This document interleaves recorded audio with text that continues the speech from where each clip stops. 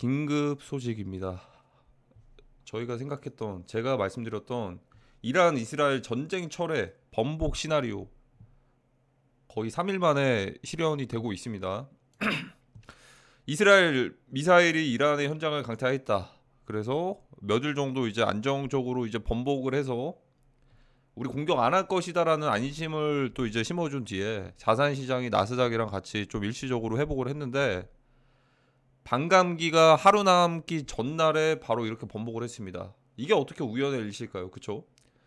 이란과 이스라엘의 전쟁은 자산 시장의 폭락의 시그널이 될 것입니다. 제3차 세계대전까지는 뭐 중국이 대만을 침공한다? 여기까지는 너무 멀어요.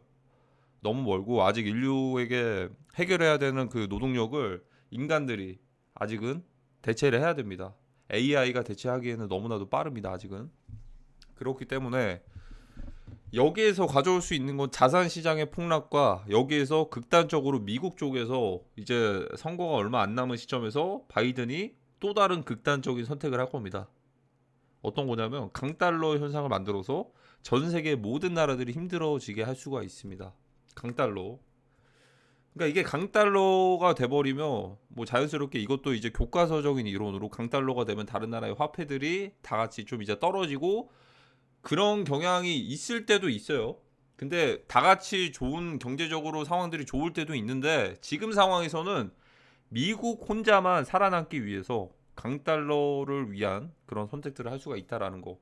강달러가 돼버리면 어쨌든 연준 파월 의장이 금리 인상 안 한다라고 금리 인하 안 한다라고 했잖아요. 어떨 때 안 한다고 했죠? 인플레이션이 안 잡히면. 6월 달에 원래 금리 인하가 예정되어 있었는데, 최초의 첫 번째 금리 인하가 예정되어 있었는데, 인플레이션이 안 잡히면 금리 인하 안 할 수도 있다라고 얘기들 하면서 미국의 메이저급 기관들은 오히려 금리 인상까지도 할 수도 있다. 극단적으로 금리 인상 해버리면 이제 강달러까지도 이제 발생을 할 수가 있는 거죠. 인플레이션이 안 잡히니까 극단적으로 그냥 금리를 더 올려버리는 겁니다.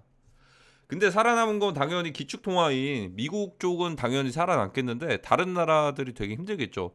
예를 들어서 달러를 많이 보유하고 있지 않은 나라들은 굉장히 이 시국에서 힘들 겁니다. 특히나 한국은 금리를 올릴 타이밍에 안 올렸잖아요. 지금 총선이 끝나고 하나씩 반응들을 하고 있는데, 과연 달러 보유 국가들 중에서 한국이 살아남을 수가 있을까? 특히나 이제 여러 가지 케이팝부터 시작을 해서 미디어에서 한국을 띄워준 데는 뭔가 이유가 있을 것이다 라고 생각을 합니다. 그리고 트위치도 철수를 했고, 이제 그 인플레이션을 대비를 한 것인지 유튜브의 프리미엄 그 구독 서비스 가격들을 엄청나게 미리 선반영해서 올렸습니다. 이들이 다 시그널이 될 수도 있어요.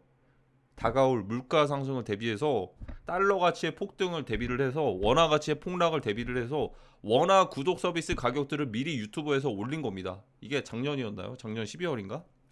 지금 그래서 우회적으로 다른 나라를 통해서 결제 수단 화폐를 설정을 해서 조금 더 싼 값에 결제 그 구독하시는 분들이 계실 거거든요.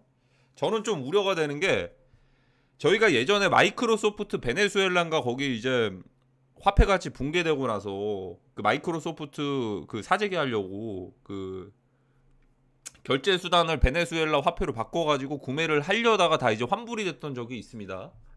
그것과 마찬가지로 한 나라의 위기가 됐을 때 외국 쪽에서는 오히려 그 나라를 기회로 볼 수가 있다. 특히나 지금 그 위기에 놓여 있는 게 한국이에요. 지금 달러 가치가 이제 폭등하는 상황에서 원화 가치가 폭락을 해버린다. 부동산뿐만이 아니고 외국 쪽에서 바라봤을 때 한국 시장에서 굉장히 이제 그 원화 가치가 폭락하는 거 대비해가지고 월급이 올라가는 건 아니잖아요.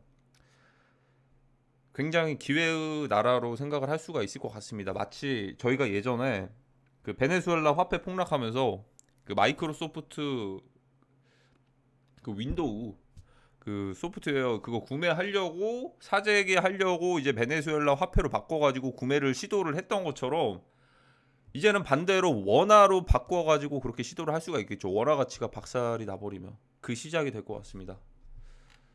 그 시작이 될 것 같고, 무엇보다도 고유가 상황이 지속이 되면서, 그리고 이제 강달러 현상이 지속이 되면서 고유가 덕분인지 인플레이션이 더더욱 이제 꺾이지가 않을 거고, 이란과 이스라엘의 중동 전쟁으로 이게 쇼가 될 수도 있겠지만 우연의 일치인지 반감기가 되기 전날에 이걸 풀었단 말이죠.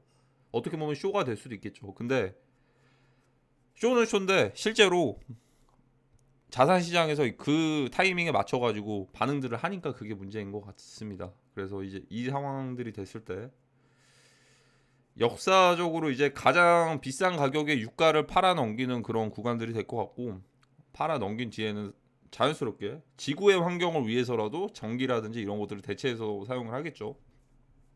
그러니까 지금 유가를 가장 비싸게 파는 마지막 구간이고, 마지막 구간들까지 다 팔아 넘기고 나서 유가를 비싸게 팔았던 에너지 보유 국가들이 그때부터 아마 크립토 시장으로 들어올 것이다 라고 예상을 하고 있어요. 그러니까 어떻게 보면은 그들은 급할 게 전혀 없다라는 거. 굳이 크루드 오일도 팔면서 그 에너지 팔아 넘긴 걸로 앞으로 디지털 시대가 올 건데, 그 시대 되기 전에 비트코인이랑 이더리움을 매수를 한다? 같이 동시에? 이미 해결해야 될 고유가 상황에서 매도하고 나서 천천히 가도 돼요. 그들은 이미 자본가고 세력들은 급할 게 전혀 없기 때문이에요. 그러한 의지들이 꺾였던 게 3월 15일부터 꺾였습니다. 한 달 내내 제가 이거 무조건 어깨다 폭락장이다 외쳤던 것도 그 댓글들도 막 그 단기적인 상승 하락에 그냥 완전히 이제 그 학습이 돼가지고 그런 것들을 좀 버텨왔습니다. 근데 저는 좀 이제 자신 있게 말씀드린 게 한 번도 의지가 꺾였던 적이 없어요.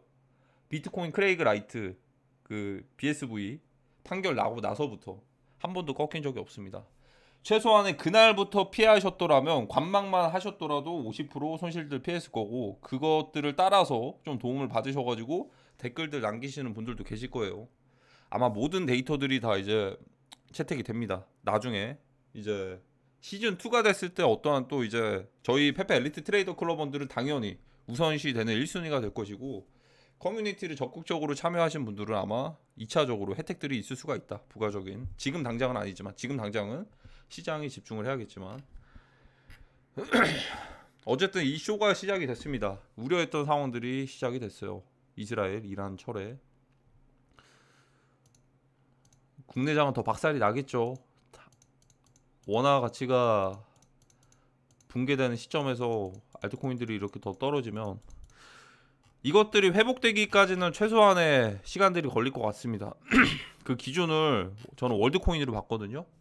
언젠가는 기본소득제 모델인 월드코인이 가격들이 안정적으로 상승을 했을 때, 물론 이게 대체되는 것들이 나올 수가 있어요. 왜냐하면 또 이제 뭐 코인이야 만드는 거야 그들에게는 쉬우니까, 세력들에게는 토크노믹스부터 해가지고 만드는 것들은 쉬우니까. 근데 최소한의 월드코인이 이 고점들을 회복하기까지가 지금 유통되기도 전에 고점들을 찍었단 말이죠. 되게 힘들 것 같아요. 최소 6개월 5개월, 아니 5개월도 아니고 회복이 된다면야 다행인데, 최소한의 지금 이제 트럼프가 당선된다는 저는 시나리오로 보고 있거든요. 월드코인이 지금 이제 중간중간에 물량이 풀리더라도 시가총액이 지금 완전히 다 풀리면 60조예요. 60조. 지금 1조인데 떨어지고 나서 중간중간에 풀리면서 예전에 그 샌드박스 디센트럴랜드 같은 비슷한 현상들을 겪을 수가 있다. 얼락업되는 토큰들 가치들이 유통량이 풀리면서 시가총액은 계속 조 단위로 유지를 하는 거죠. 샌드박스처럼. 얘도 많이 떨어졌는데도 아직도 1조잖아요. 고점 대비 떨어진 거 하면 원래 한 2천억 3천억이 됐었는데, 그 유통되는 그 공급량, 그때 당시 물량들이 적게 풀렸기 때문에 이 구조랑 비슷하게 갈 수가 있는 건데, 속도가 더 빠르게 갈 수가 있다. 하락하는 속도가 최악의 상황입니다. 그러니까 완전히 유동성을 다 빼버리는 건데, 그레이트 리셋의 속도가 빠른 2차 그레이트 리셋이죠.